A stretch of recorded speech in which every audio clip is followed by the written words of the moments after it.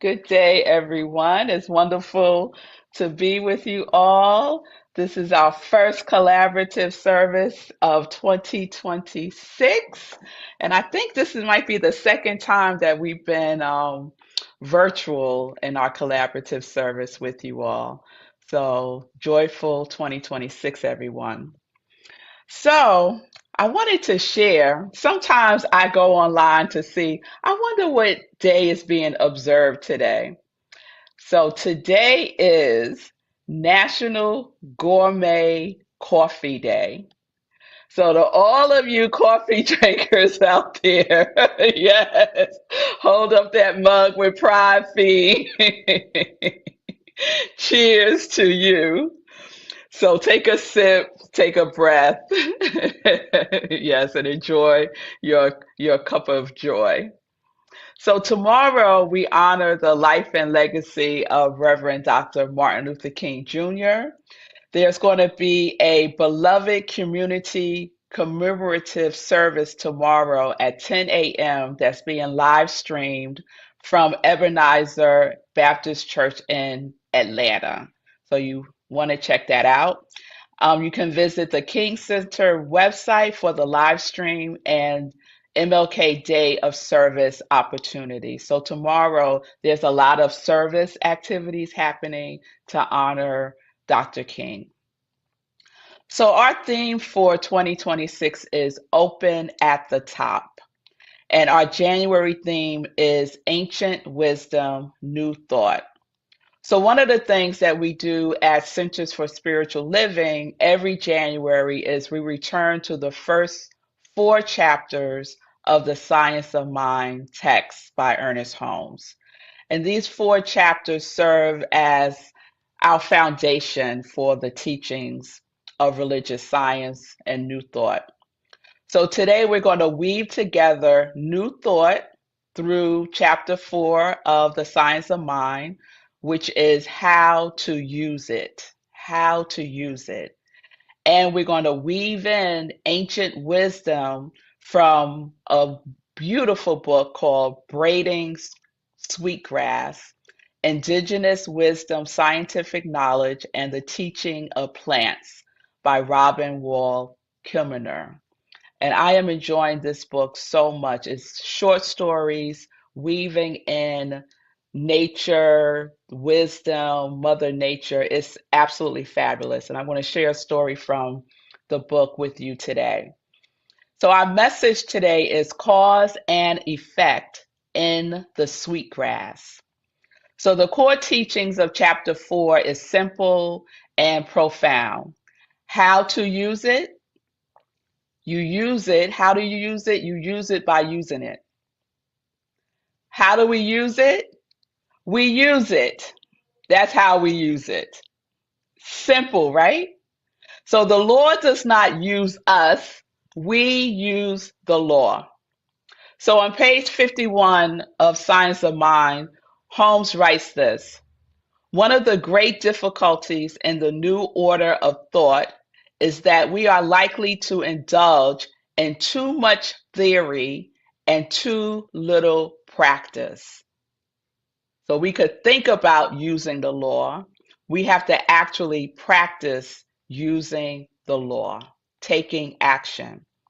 He also writes, it has been proved that by thinking correctly and by a conscious mental use of the law of mind, we can cause it to do definite things for us and through us.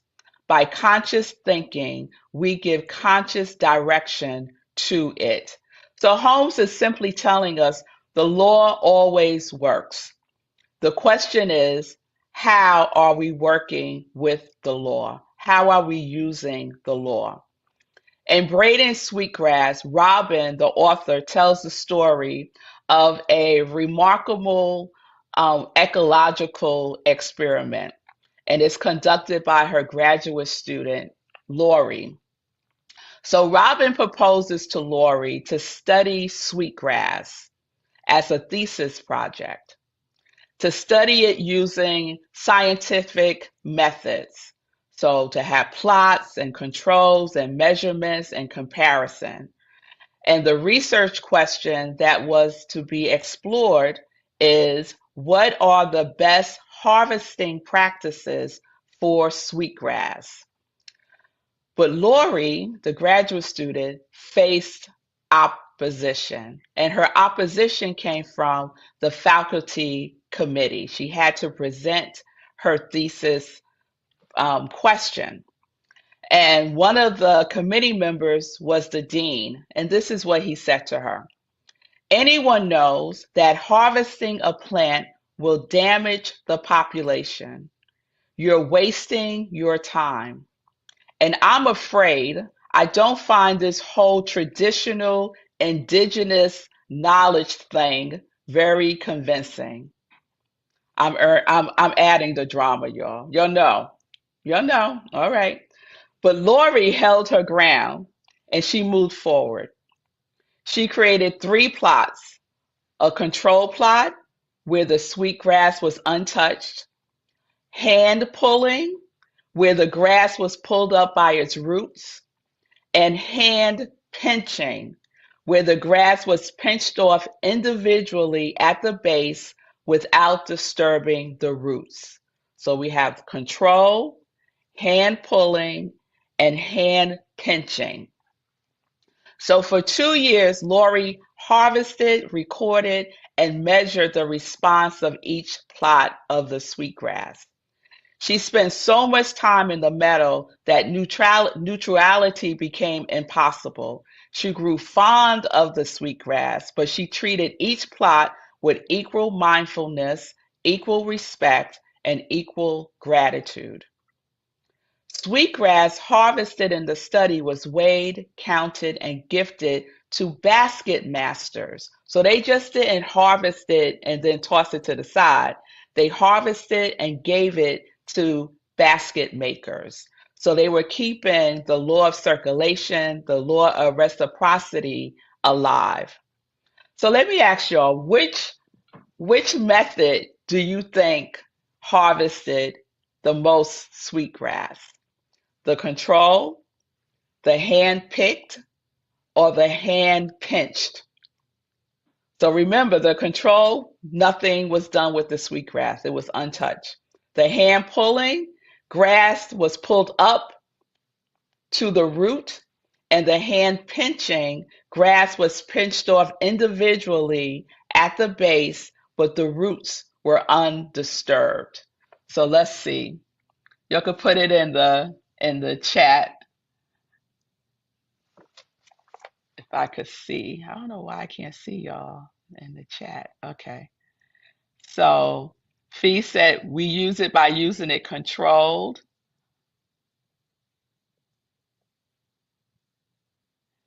Levi said hand pinched because Mother Nature knows what to do, when to do it, and why to do it, Fee said. Chris said hand pinched. Carl said pinched. Okay. So let me share with you. I'm going to just read a little bit. These are the results. The surprise was that the failing plots were not the harvested ones, as predicted, but the unharvested controls.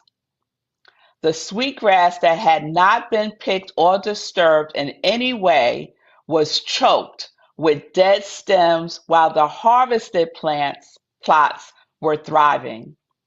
Even though half of all stems had been harvested each year, they quickly grew back, completely replacing everything that had been gathered. In fact, producing more shoots than were present before harvest.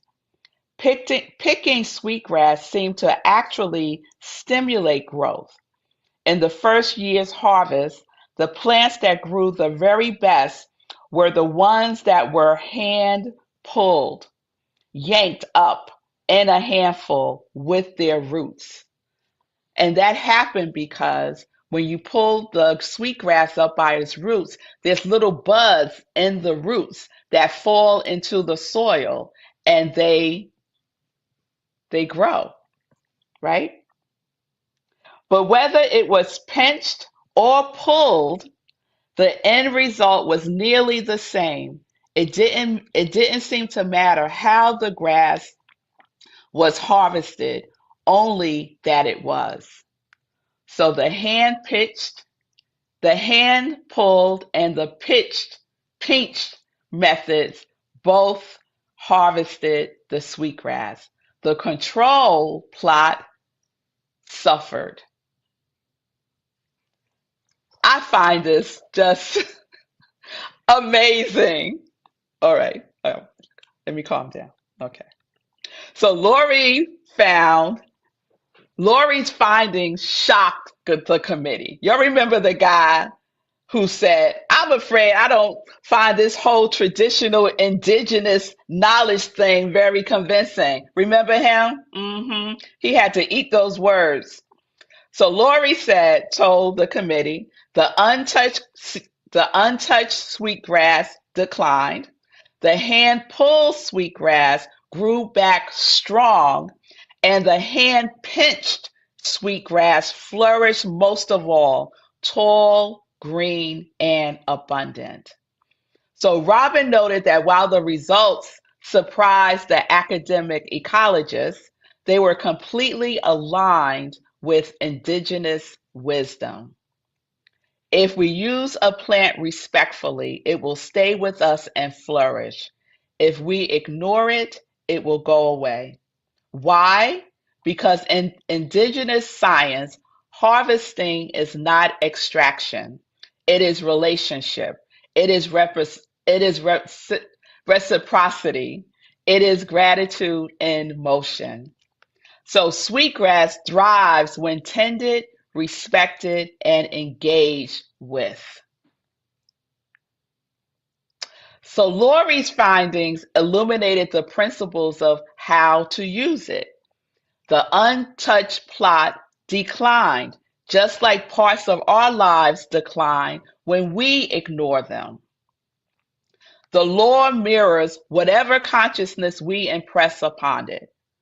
The hand-harvested plots flourished because reciprocity was active. There was a relationship, there was respect, there was intention. So the heart of chapter 4 of the Science of Mind is that we direct the law through intentional thought and loving engagement. We consciously choose how to use it, and we participate with the infinite. We do not dominate it. So Lori's experiment speaks loudly into this world that we are living in right here and right now. We are witnessing the results of unconscious harvesting, extraction, division, greed, injustice, fear, policies that ignore human dignity, systems that treat people like they're not people.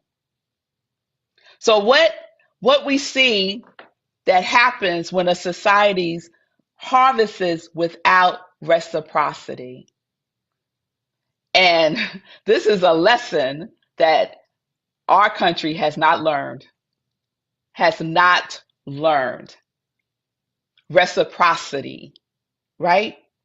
And so nature teaches us, and we could learn by paying attention to nature. We can see what happens without reciprocity. The fields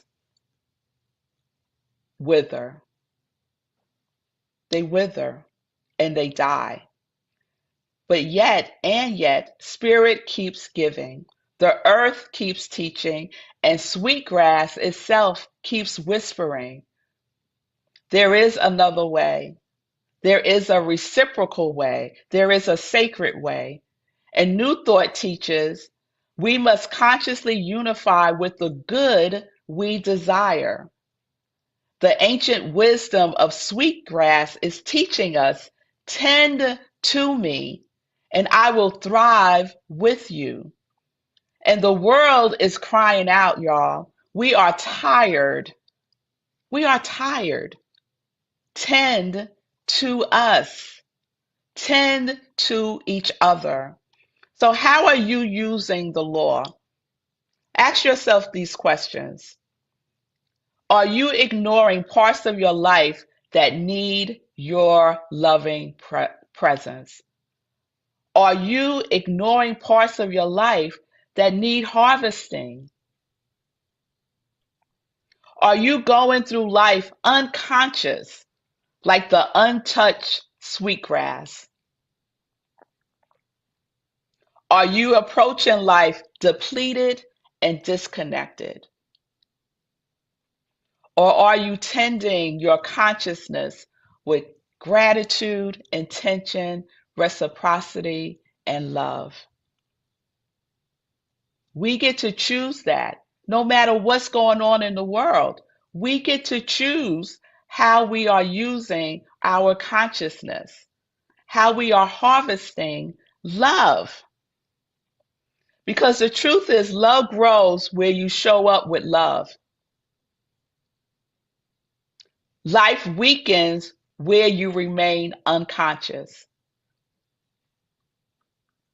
And life responds to the energy that you bring. So, right here and right now, we get to choose to participate with life consciously as hand harvesters.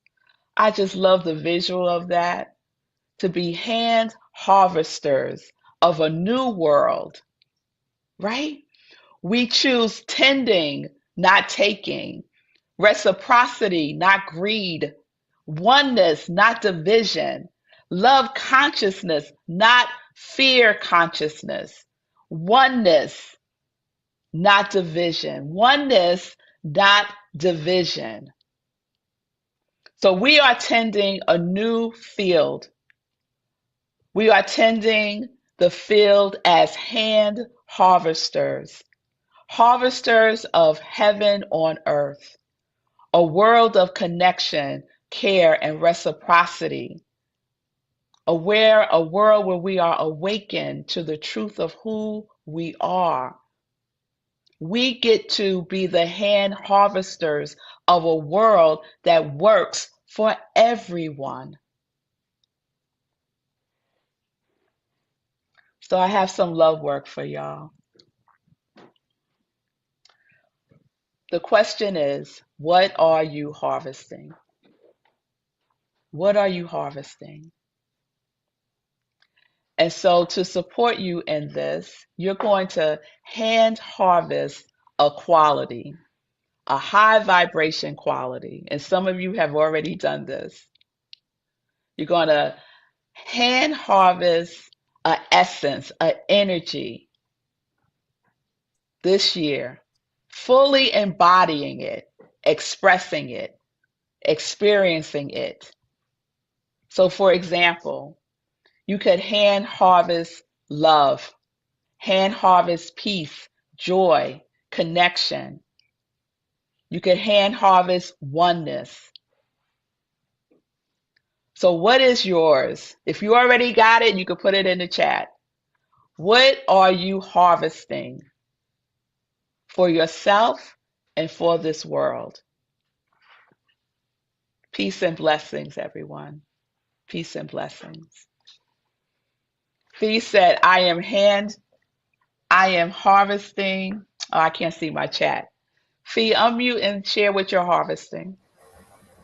Thank you. I am hand harvesting connection for myself and for the world. Beautiful. Someone else would like to share? I will. I'm hand harvesting harmony within myself so that then I can bring that into every situation in which I am in. Beautiful, Chris. Anyone else? Rev Donna Marie said, I am hand harvesting gratitude. Carl said, harvesting choral singing. Yes, Carl. Singing vibration. It lifts the energy. Yes, I love that. Anyone else? If you put it in the chat, I didn't say it's because I can't see it. Something's going on with my chat thing. Peace. Amy is hand harvesting peace. Yes, Amy. Harmony. Harmony. Yes, Cheryl. Peace. Peace. Yes. Joy. Joy. Yes, yes. Wonderful. So what does that mean?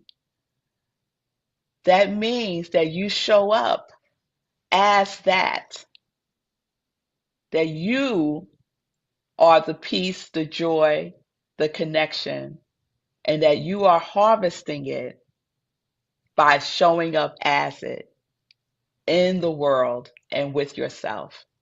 And you're holding that consciousness consciously in every interaction, y'all.